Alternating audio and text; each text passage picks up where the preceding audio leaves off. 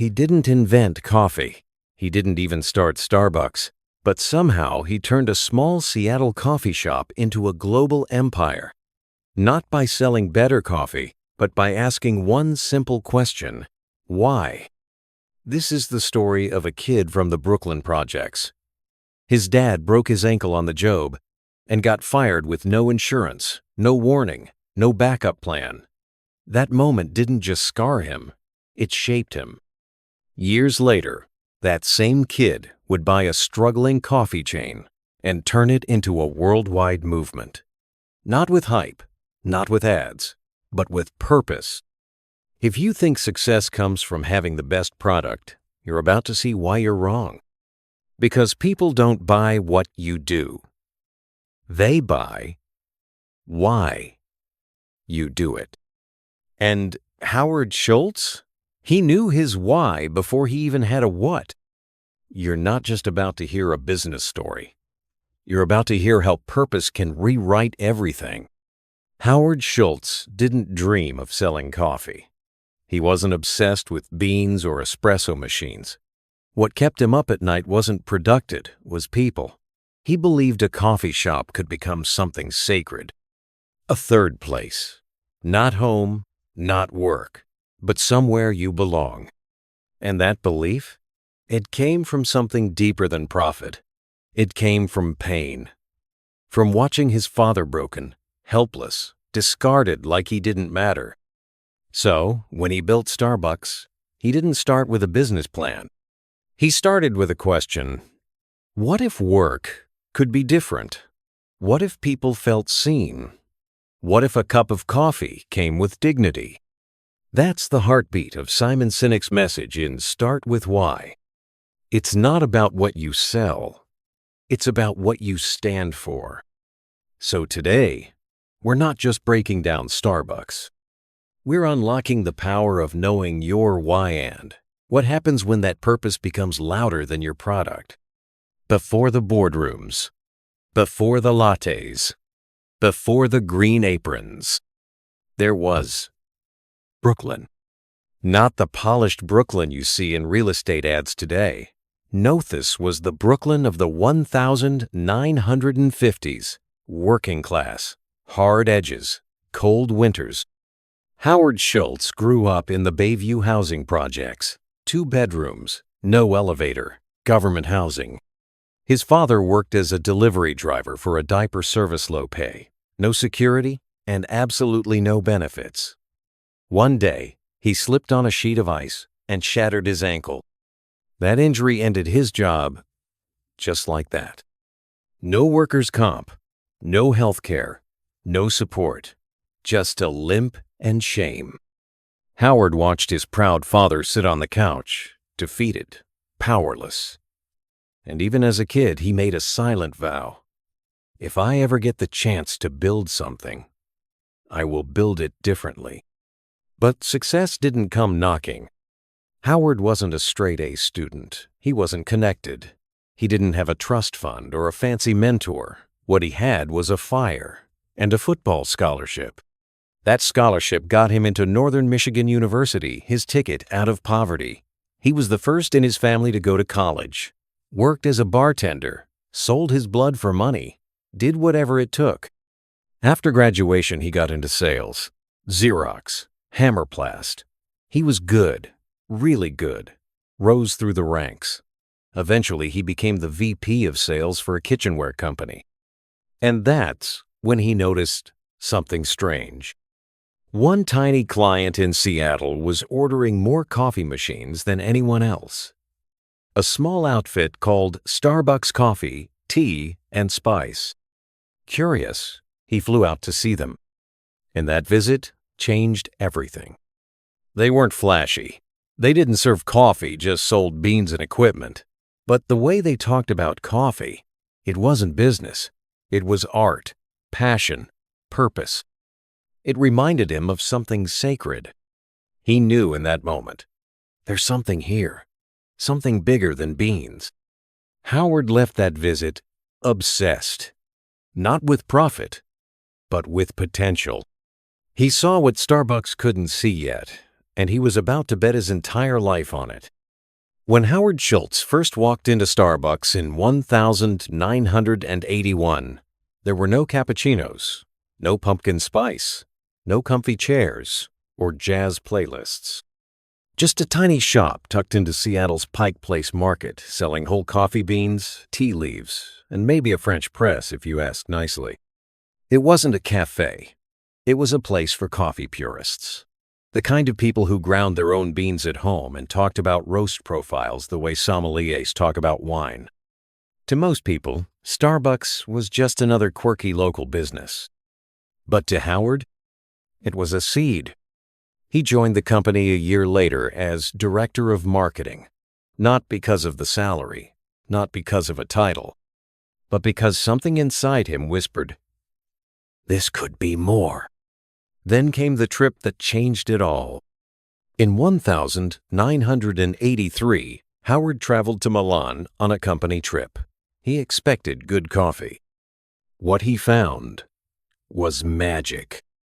On every corner, there were espresso bars, not just stores but rituals. People in suits, construction workers, students all gathering around counters, sipping espresso like it meant something. The baristas knew their names. They smiled. They connected. The cafe wasn't just a pit stop, it was a rhythm of daily life, a space between the chaos, a breathing room. And Howard stood there thinking, why don't we have this in America? Why is coffee just a transaction back home when, here, it's a human experience? He didn't take pictures. He took notes. What Italy gave him wasn't just inspiration, it gave him a vision. He came back to Seattle with a heart on fire. Starbucks, he told the team, could become America's third place. Not home, not work, but that space in between where people could slow down, connect, and feel human again. But not everyone agreed. The original Starbucks founders were coffee purists. They believed in beans, not baristas. They didn't want to cheapen the brand by turning it into a cafe. Howard disagreed. This wasn't about selling out.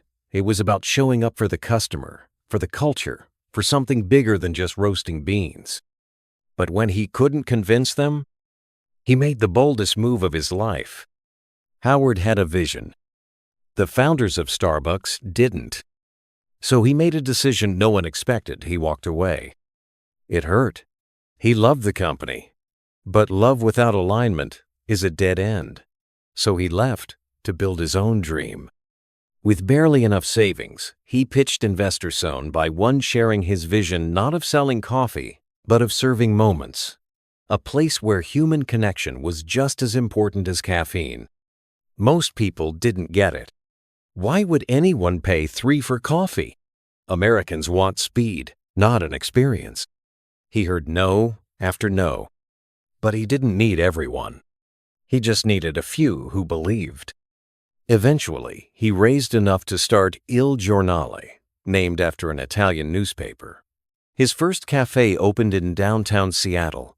The menu was Italian-inspired. The vibe? Warm, inviting, alive. And people came, not just for the coffee, but for how it made them feel. The line stretched out the door. Word spread fast. He had tapped into something deeper, something Starbucks had missed. Then, in 1987, the moment came. The original Starbucks owners decided to sell. Most would have seen it as a full-circle moment. Howard saw it as a calling. He rallied his investors, scraped together $3.8 million, and bought Starbucks. The name, the stores, the whole brand.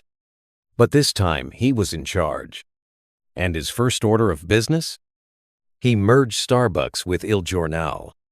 And finally he was free to build the coffee house he always dreamed of. Not just a store, not just a chain, but a stage for humanity.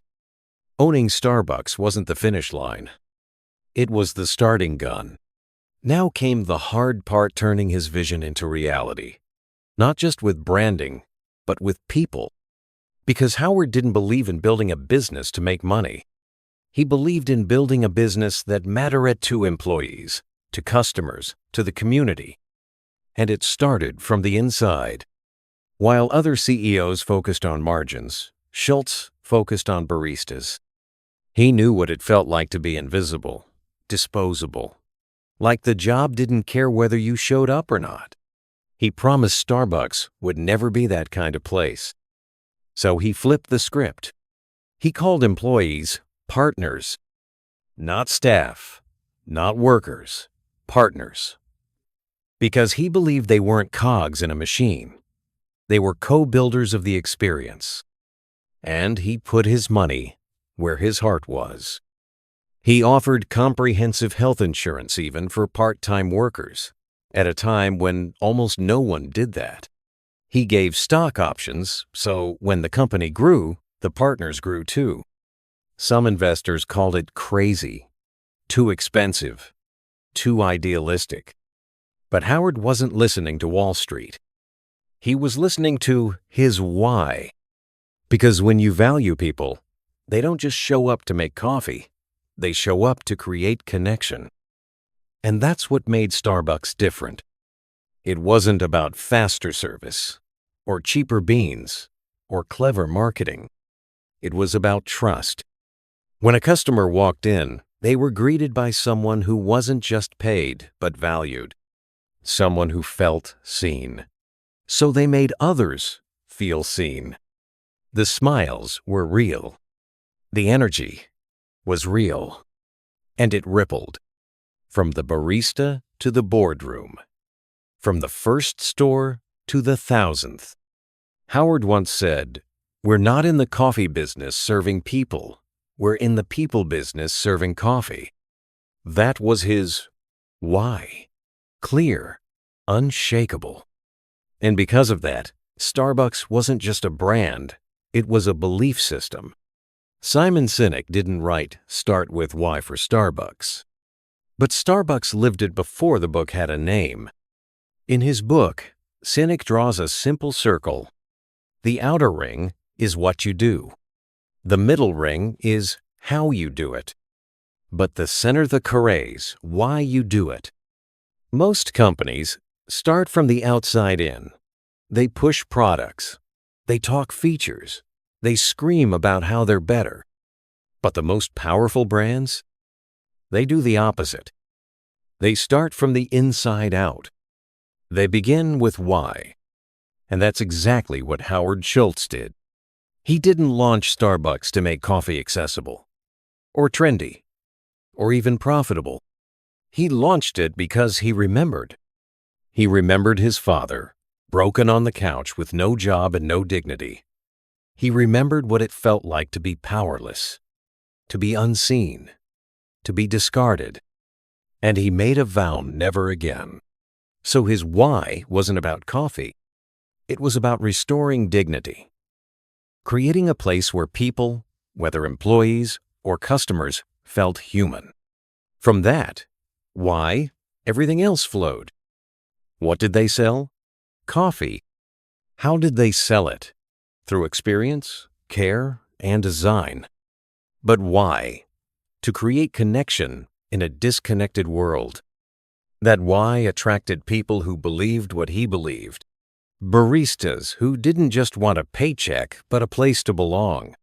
Customers who weren't just buying caffeine, but buying comfort, routine, identity. And that's the secret, Sinek teaches. People don't buy what you do. They buy why you do it. It's why we line up for Apple releases. Why we donate to certain causes. Why we choose one brand over anotherevin when the price is higher. It's not logic. It's belief. It's tribe. And belief is contagious. When Starbucks exploded globally, it wasn't just because of coffee quality. Others had great coffee. But Starbucks had a mission, a story, a heartbeat. And customers didn't just want the drink. They wanted to be part of that. If you're thinking of starting something any they brand, a business, a side hustle, Don't start with what. Don't even start with how. Start with why. Because here's the hard truth most entrepreneurs never hear. Your product will evolve. Your methods will change. Your logo might get redesigned. But your why, if it's real, stays unshakable. That's your anchor. That's your compass when the market crashes, when trends shift, when you're out of cash and wondering if anyone cares. And let's be honest, there will be days when you question everything. But if your why is just to make money, that's when you quit. Because profit alone can't carry you through pain. Purpose can. Look at Howard. He wasn't trying to build a billion-dollar company. He was trying to rewrite the story of what work could feel like. His why was so personal, so human, that it became universal. That's what every great founder taps into. Nike isn't just about shoes. It's about pushing human limits. Patagonia isn't just about outdoor gear. It's about saving the planet. And Starbucks? It's not just about coffee. It's about belonging.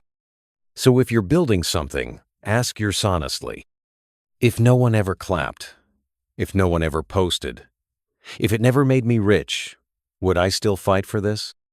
If the answer is yes, you've found your why. Now build from there, because when you start with why, you don't just create a brand. You start a movement. You can build a product. You can build a business. But if you want to build something that lasts, you have to build with why. Howard Schultz didn't change the world with coffee. He changed it with conviction. And it didn't start in a boardroom or in a business plan. It started in a cramped apartment in Brooklyn, watching his father lose everything and quietly deciding, if I ever get the chance, I'll build something better. That's where legacies begin. In quiet places, in forgotten corners, in painful moments that never leave you. What you do doesn't have to be flashy. It doesn't need to go viral. But it should mean something. To you, first. Because when you believe in what you're doing even before anyone else does, that belief becomes contagious. That's what Starbucks became. A cup of coffee, wrapped in purpose. And now, it's your turn. You don't need a perfect business model. You need a reason to show up even when it's hard. Even when no one notices. Even when the door gets slammed again and again. The world doesn't need more clever ideas. It needs more people who believe in something deeply and are brave enough to build around it. So ask yourself, what's your why? Not your tagline, not your elevator pitch. The real one. The one you feel in your gut when no one's watching. Because if you can find that, you can build anything.